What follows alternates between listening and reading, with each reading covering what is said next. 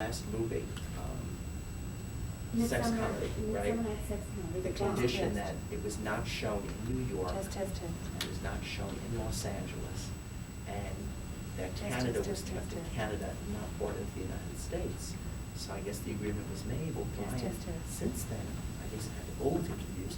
Since then, was on the USA Network, which is filtered into the United States and also picked up in New York and LA. You mean just the interview? Yeah, behold, the interview appears on the USA Network. Well, Chuck, welcome back to Dallas. Thanks, Bobbie. It's good to be here. The last time you were here, you were getting ready to go down to El Paso and do Lone Wolf McQuaid. And now here it is out on the big screen. And so what are your feelings now that you're looking at this picture? Well, I've seen Lone Wolf McQuaid 6 times now. And generally, when I've seen my movie more than 2 or 3 times, I've gone, oh, geez, I don't want to see it again. But this one here, I have to say, Bobbie, is I haven't gotten bored with yet. I really enjoy this movie a lot. What about the character? Well, McQuaid is kind of a last of a breed. You know, he's a guy he would fit in very well in 1880, as well as blending into the 1980s. A very determined type of a guy who, once he makes up his mind about something, he doesn't let anything get in the way. And I really like that character a lot. You know, in this film here, of course, it's dealing with the David Carradine problem, of course. Is this a character that you'd be happy to kind of latch on to for future films? I would like to. Of course, it depends on the success of this movie. If it does well at the box office, I would like to expand on this character because I liked him a lot. It was curious to me to see you and David Carradine on the screen together because while you have the martial arts in common, that sort of thing, I know from talking with you in the past, Chuck, that you're really 2 different breeds of people. He's very much brought up in the Hollywood system and has that background, and you try as much as possible to stay out of the Hollywood scene. So how did the 2 of you blend together in this working situation? Well, as actors, they blended very well. I enjoyed working opposite Carradine because he's a very good actor. In the martial arts aspect of it, it was a little tough because David is good in the martial arts up to the point of knowing how to do the techniques, but not good to the point of knowing how to control the techniques. And what happened is that, in fact, when I went on the set, the opening scene, this big fat bandito, had done a kung fu segment with David, and he was telling me, he says, you got to watch Dave, he gets very wild. When I was doing the kung fu segment, Dave cracked one guy's sternum, and he threw a kick at me in a fight scene that if I hadn't ducked, would have torn my head off.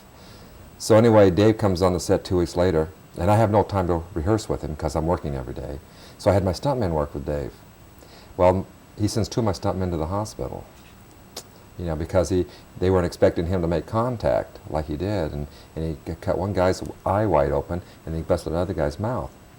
And the scene, you know, with the girl, where the girl, my daughter, he nailed her right on the chin, dropped her like a log in the film. I mean, that was really a hit when he hit her, knocked her to the ground, because when you see her holding her chin and she's in shock, I mean, she was totally in shock. She couldn't believe she'd been hit. So what then is how does he react when he realizes what he has done? Well, the thing is, he doesn't know the difference, because being on the Kung Fu series, he was always the kicker, not the kickee. He was always initiating the kicks, and so he never thought anything about it when he hurt somebody. You know, he just thought that went with the territory. And it pretty much went the same way on this film here. He just thought, well, that's the way you do it, you know. And if you don't know any difference, if you don't know the difference between control and non-control, then there's no way to compare the 2. And in his case, he didn't know the difference. And so I had to be much more aware, because when I'm doing the fight with him, when you're doing a fight scene, you have to totally expose yourself. Because when like he hits me, I've got to stick my head in there, hoping that they will miss. And with stunt guys, you know, you have confidence in these guys. But with David, I was watching, I had to keep very aware of where he was throwing his kicks. In fact, there's the scene where he knocks me to the ground, and when he kicks me in the ribs. Well, there's a way of kicking where you don't have to hurt the guy, where you keep the leg straight. But when Dave came in to kick me, I saw him cocking that knee back, getting ready to smash me in the ribs. I said, uh-oh, so I tensed up, and boy, he laid it on my ribs really hard, which made it hard for me to roll out of it. And the director said, well, Chuck, you got to roll more. And I says, I can't, you know. I says, I'm having to take his kick first, you know, before I can initiate the roll. He said, well, try it. So anyway, we went through it 12 times, and each time it was the same way. You know, it was just a smashing kick in the ribs. So we had to move on, and then it went on a little further, and you know, then each time he was really hitting me full power. But I told him, I said, you hit me in the body, it's fine. I said, I won't retaliate if you hit me in the body. I said, if you hit me in the face, so I'm going to retaliate. Because if you smash my face, my mouth open or something where where it hinders my other scenes, then I'm going to have to hit back. So anyway, we finally got through the fight and all the stuff here, but it was rough because I wasn't used to working with people that I had to be nervous about as far as control. So would I be safe in assuming that you would not look forward to working with David Carradine again? As an actor, yes, I would, because Dave is a very good actor, and I thought our conflict on the film worked very well, and he came off very well. I think this movie will do a lot for Dave. I think it's the first. I think his acting and the quality of the film that he's in is much better than anything he's done in quite a while. So I think it will be a big boost to his acting. And no, I wouldn't say I wouldn't work with Dave again. I just said it was more difficult with him than I had worked with other people. But I wouldn't say I wouldn't work with him again. No. Well, a more pleasant scene in one sense, and maybe not in another, is the mud scene with Barbara Carrera. That was more fun. Was it really, though, wallowing around in the mud? Yeah, because that type of a love scene, you know, you're not confined. You know, a love scene is probably the hardest thing to do on film, because when you're laying in bed with a girl and they're saying, okay, move 2 inches this way, 2 inches that way, and going through all the rigmarole to try to get you positioned for the cameras, and then the lights and the cameras on your nose, and you have 18 people breathing down your neck. Now they say, okay, now make love. And you go, geez, you know, you're not in the mood, you know, because on the film, of course, the people that see it on film, they think you've gone through all the build-up to that romantic moment there.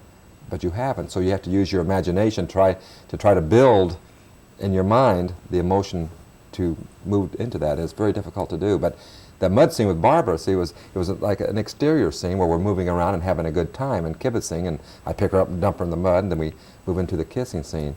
And so that was fun. How many times did you have to do that? We only did it one time. We were out in the middle of nowhere. We're out in the middle of the desert, no water, no anything. So, you know, we had no place to wash off, so we had to do it only one time. But the scene in the room where, where her and I are in bed, or, you know, and we're just tenderly holding each other. Again, remember, this is way out in the desert, and we're laying there, and the crew is walking around. All of a sudden, I hear this big commotion, people running out the doors and jumping out the windows, and I have her in my arms. I go, what is going on? And I roll over to see what's going on, and there's a rattlesnake coming through the through the room. So guys are trying to get out of the way. It was the most wildest scene you've ever seen. Of course, you don't see that on the film, unfortunately. Welcome to West Texas. Thank you, Bobbie. Yeah, right. Exactly.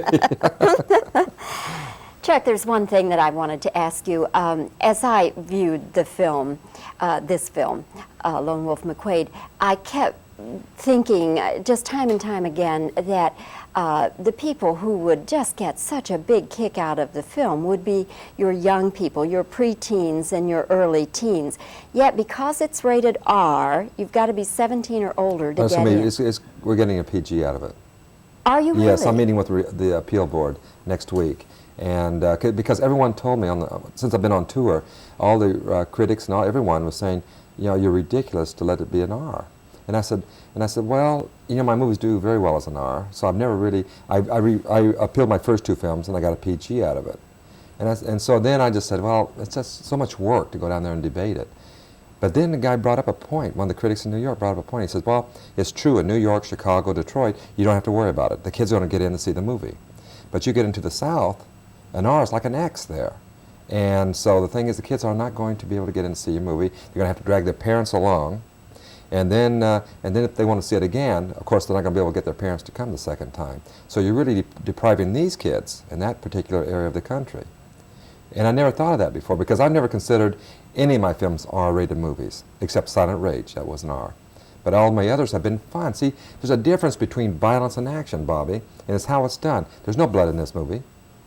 And it's a very pro-social type of action, not anti-social. Not the vigilante going against the law, the anarchy, you know, death wish vigilante type movies. I don't do those.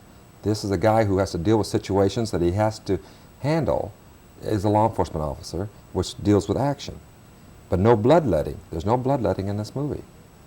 So what will you have to do then to get it from an R to a PG? You take out some of the language? No, no. I'll just go back and meet with the review board and explain to them. See, there's no language in there that is an R language. You know, the dams and stuff like that is PG. You know, we never get into any hard language. You know, the four-letter words. We don't do that. And so all the language that we have in this movie is PG language. I asked the review board, I mean the MPA, I said, what is it that warranted an R? And it's actually the name Chuck Norris is what warrants an R. Immediately in the minds of many people, they think Chuck Norris, that's that chop socky stuff you see on television.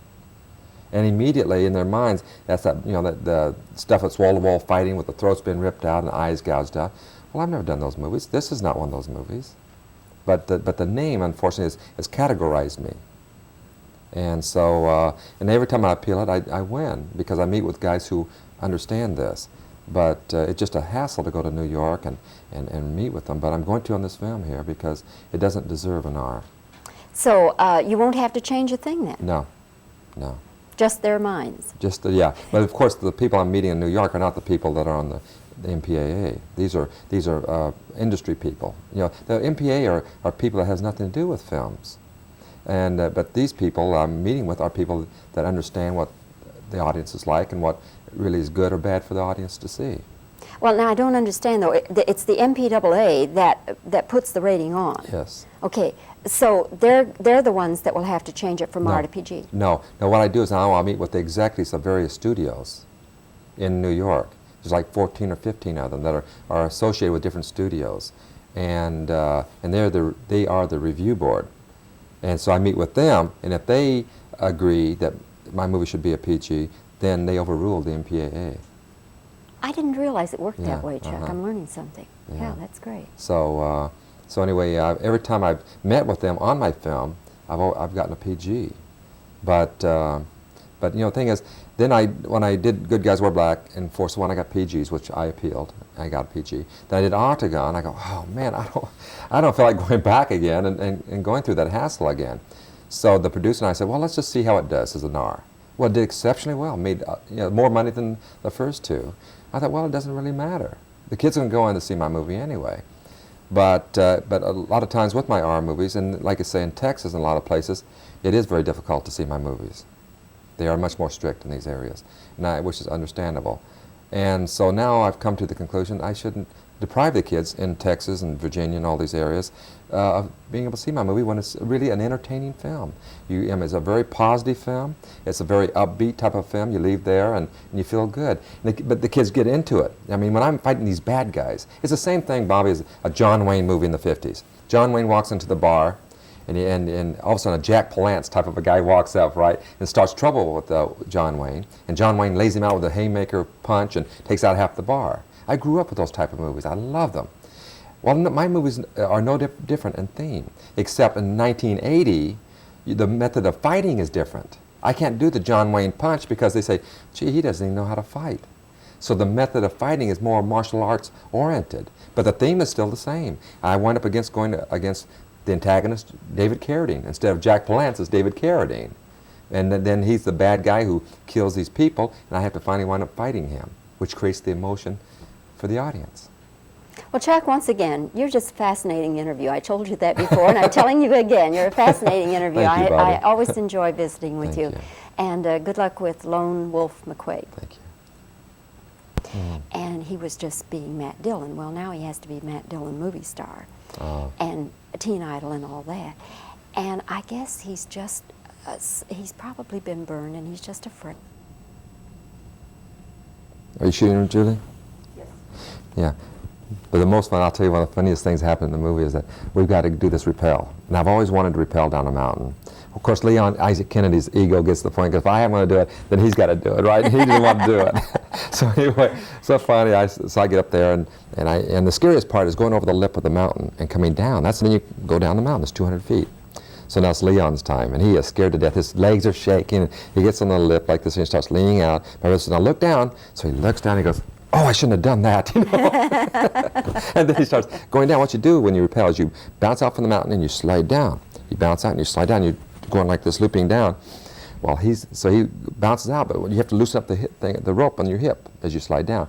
Well, he was hanging on, so he was so scared he was hanging on, so he'd bounce out and come right back. He wouldn't move, he's just doing this. For like 5 minutes, he's going like this. And I'm yelling, loosen up the rope, you know. Well, the guys above can't look down to see what's going on, my brother and all of them.